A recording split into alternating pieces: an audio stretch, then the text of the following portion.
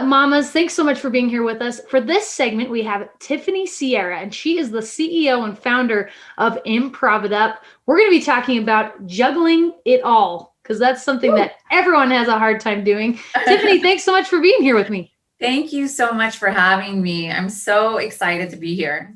What's something important that you learned from either your mom or your grandma or some female figure in your life?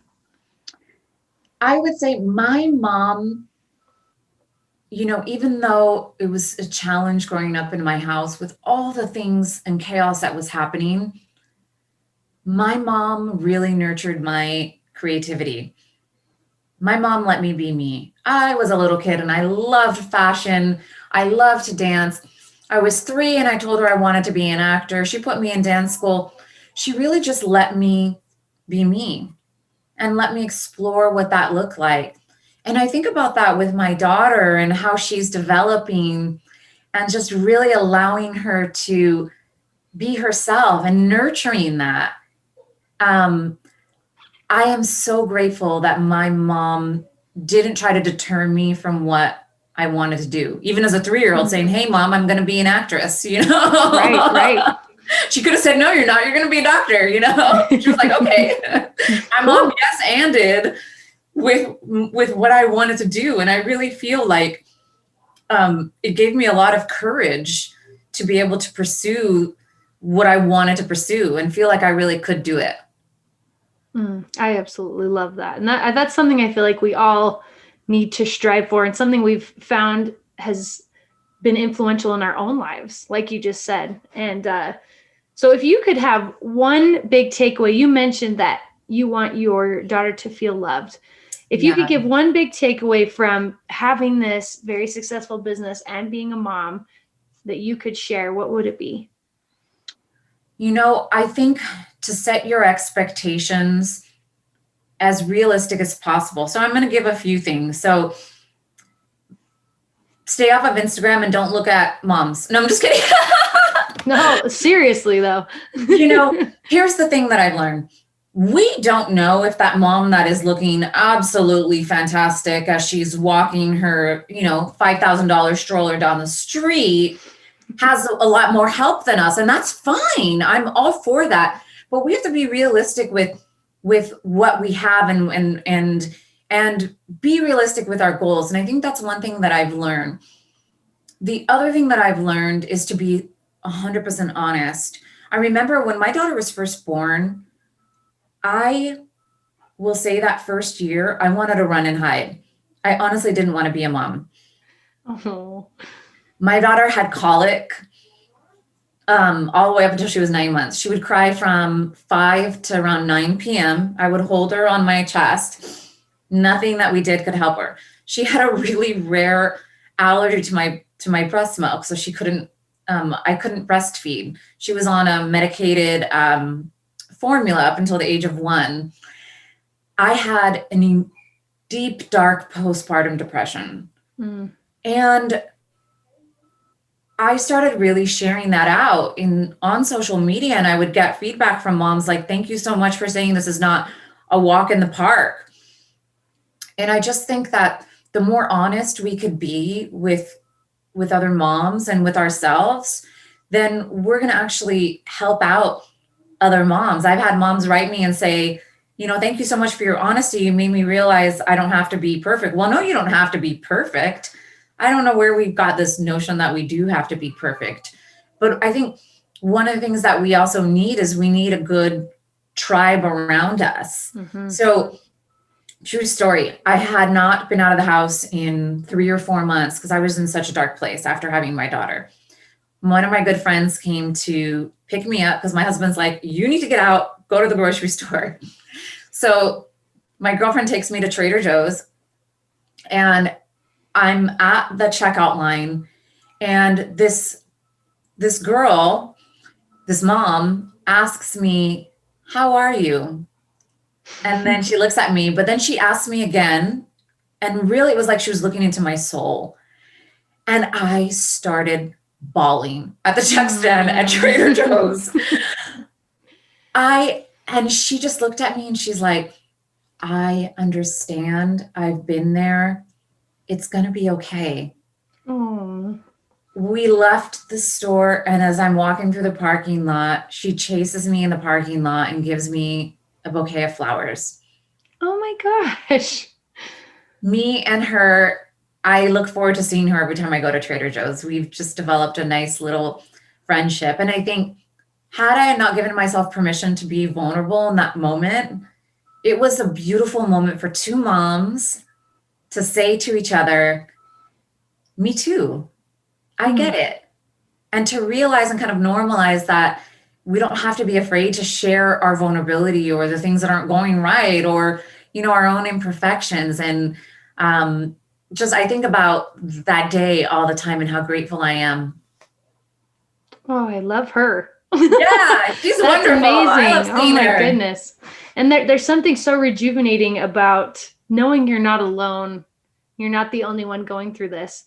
What other tips would you have for mom? Because I think postpartum depression is very common, whether it's even clinical or just you feel like you cannot do it. And so what other tips do you have for moms that are feeling that way?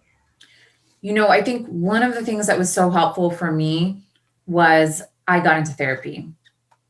And so that really started to help me, again, like normalize what I was going through. Because I'm thinking, oh my goodness, all these thoughts and everything, I must be, you know, banana pants. Like, what's wrong with me? And just being able to express myself was just so helpful. So I think that's one tip, is don't be afraid to reach out. The other thing that I did was I joined a mom's group in my area, and I started to talk to other moms and just find kind of, you know, my tribe. And also is, I think it's so easy to, you know, lose yourself when you become a mom. And so maybe even if you're a mom that doesn't work, you know, outside of the home, because let's be honest, being a mom is a million-hour job that you don't get paid for. But if you don't have an additional job to that, it's so positive to find a hobby and something that you enjoy, so that you're pouring out your love, and it's kind of like your self-care, you know? And that doesn't matter what that hobby is, as long as it gives you life, then that's really all that matters. I love that. And the title of this conference is Confessions of an Imperfect Mom. Oh yeah. So has there been a time where you feel like you have totally screwed up as a mom, but then in the end, everything turned out okay?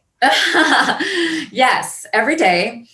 I mean, honestly, the first 2 years, and really when I had to make the decision that I couldn't breastfeed my daughter anymore, I felt like, what am I doing that's wrong? And specifically, actually, so my she just turned 2, and she's having a little bit of a speech delay. And so we're doing online speech therapy with her. Now, keep in mind, we've been a year in quarantine, so she has not had socialization really. Right. And the other day, I was in tears just talking to her speech therapist, like, what did I do? What did I do that's so wrong, where my daughter's having this speech delay? And as moms, we blame ourselves, you know, our husbands don't do that. I don't know why. My husband's like, she's fine, or, you know, but as moms, we're like, what did I do? And so I talked to our speech therapist, who's a mom also, and she just helped me to see, you know, you didn't do anything wrong. That we believe the delay is because of X, Y, and Z. And, you know, it was nothing that you did. And how it's worked out is, in the past, so we've been doing it for 1 month, and the past month, my daughter's language is really improving. So it's just been so positive to see her talking more, and to realize, goodness gracious, how important socialization is and play is. You know, Right. we play all the time. I mean, that's what I do for a living. You know, I teach people how to play. But it really made me see how important that is. So I think that we can blame ourselves for so many things as moms. And I think if we just keep pressing through and really just trying to discover what's going to work best for our child, and oftentimes it's a really selfless act, right? We have to put ourselves aside. Then in the end, I think that it does work out. Yes. I agree. It's so interesting talking to so many different types of moms, whether they have a full-time career, whether they're stay at home, and anywhere in between. All moms, you're not exactly the same, but we are very, very similar in the Mhm. way our brains work. It's absolutely incredible. And I almost all moms have blamed themselves for one thing or another. And it's so interesting.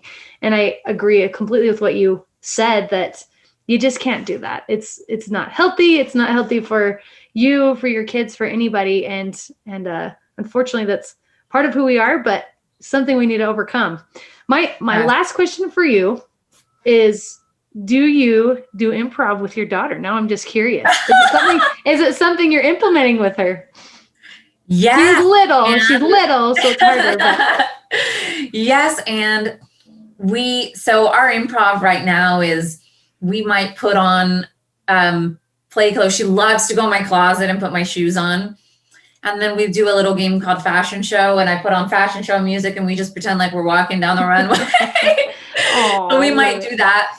And that would be improvised. And yes, we absolutely play all the time. I do keep, so just so everybody kind of understands how improv works is, if you've ever gone to see, have you seen a show, an improv show, by the way? I have, yes. Okay. I love them. Mm-hmm. Awesome. So there's a structure, and what people don't realize is all the shows have a structure.